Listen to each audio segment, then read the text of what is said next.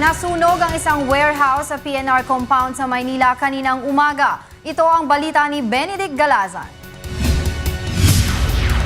Umakyat sa ika-4 na alarma ang sunog sa isang warehouse sa Dagupan Street PNR compound, Tondo, Manila kaninang umaga. Mabilis na naabo ang mga nakaimbak na mga produkto gaya ng tela, plastik at mga papel na ibinebenta sa Tutuban at Divisoria.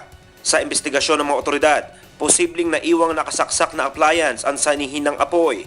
Batay sa salaysay ng mga trabahador, may nakasaksak na wireless phone sa ikalawang palapag ng gusali. Nakita rin ng BFP na may mga kaukulang fire safety equipment ang establishmento. Subalit, yung mga first aid equipment nila, tinatawag na fire extinguisher, normal meron sila. Kaya hindi na nakayanan sa lakas ng apoy. Useless na yung mga first aid equipment. So kailangan natin mga ganito. tinatayang aabot sa 2 milyong piso ang kabuuang halaga ng naabong ari-arian. Benedict Galazan, UNCB News Worldwide.